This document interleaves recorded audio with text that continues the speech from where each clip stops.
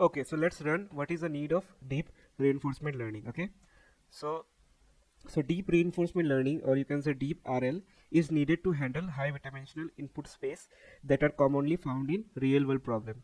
Okay, so until now what we have done is we have seen examples of where we have dimension in finite manner. Okay, but in real world, I mean, let's say you are driving a car and you want to reach somewhere. Okay, and you have trained your model for every common case that you see in a road, like traffic signal, other car, bike, cycles, sometimes birds and animals crossing the road. So this is like a you have I mean, this is a real life situation only, but you have trained your car in a way that it will perform well even if whatever some common situation comes in. But what if that particular time a thunderstorm or earthquake is going on, I mean, just wherever you are driving your car from that particular place to, I mean, let's say 50 to 100 meter, that time what your car should do. Okay, so that is, let's just think of this as an example. Okay, I mean, in real world we don't know what type of problem a car can face. Okay, so such examples can be in real world, I mean, it needed to handle high dimensional input space, right? So that are commonly found in real world problems such as image, speech recognition, robots, self-driving car, game playing. Okay, so in contrast to traditional RL method that rely on manually engineered feature extraction, and this deep reinforcement learning algorithm can use deep neural network to learn feature from raw sensory input. Okay, so this allow them to learn more complex and abstract representation of input data, which can lead to better performance on complex tasks. Okay, so deep RL has shown impressive result in various domains, including playing complex game like Go, Atari, controlling robots, autonomous driving. Okay, so in additional to handle high dimensional input space, deep reinforcement learning is also like capable of, I mean, capable of handling continuous state and the action space, which are not possible with the traditional RL method. So what? So in some example we have seen, right? We have created a queue table in which for every state and action we have probabilities of transitioning to from one state to another state. Let's say we have a big queue table that we can't even store them. I mean, in real world, what all situation come, obviously we don't know, right? So in our experience table, or you can say the queue table that we create for uh, probability purpose or reward purpose, some cases will be such that, I mean, there is no uh, action that is given. Okay, at that time what this self-driving car should do. So like a given example I have told you.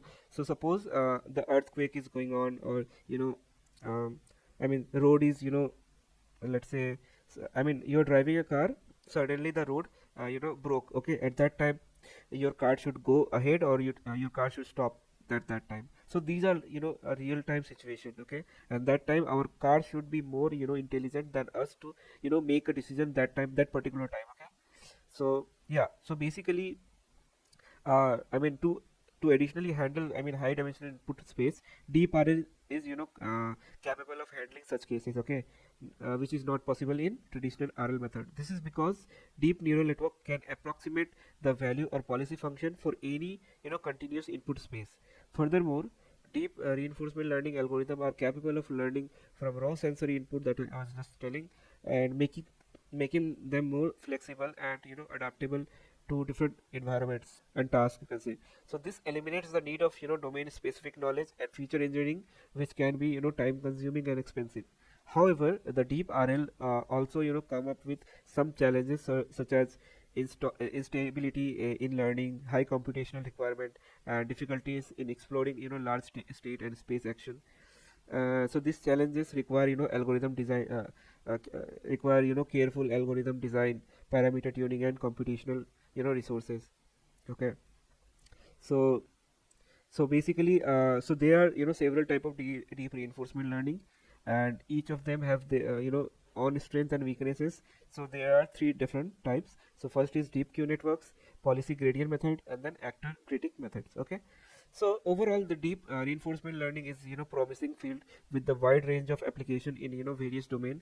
It has has the potential to revolutionize how machine interact with with complex environment, and enable breakthrough in areas such as autonomous car and healthcare, finance, etc. Okay, so to summarize, the neural network act as a function approximator in this part, that approximate the Q value function. It could be a multi-layer perceptron, a convolutional neural network, etc. So depending upon the problem. So the argument to the neural network of deep learning will be like the state action pair is the input. It will be concatenation of state and action corresponding to each state action pair. A state action value QSA is the output for that, and the expected reward for Q value for a given state correspond to the action basically the agent performs. Okay, so thus a typical Q value based neural network in deep RL learn to solve a regression problem. Okay, and however there is a catch. Okay, so the the data sample when training the neural network you know uh, should come up with independent and identical distribution, which is not strictly in the case of RL.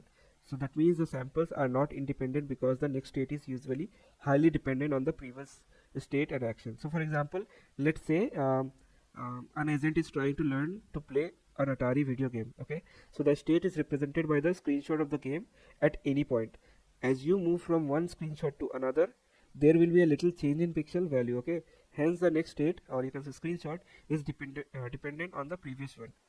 And the other problem is that of identical distribution. So we said that an identical distribution means that every time you draw a data point, whether you draw the first or you can say 100 data point, the probability of getting particular data point is the same. Okay, now now this is not the case of deep RL.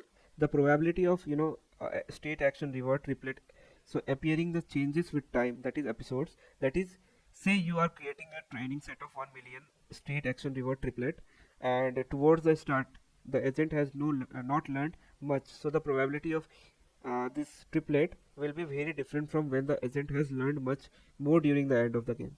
Okay, so now in the next video we will learn about experience replay, or you can say buffer, and what is the target of this deep Q learning. Okay,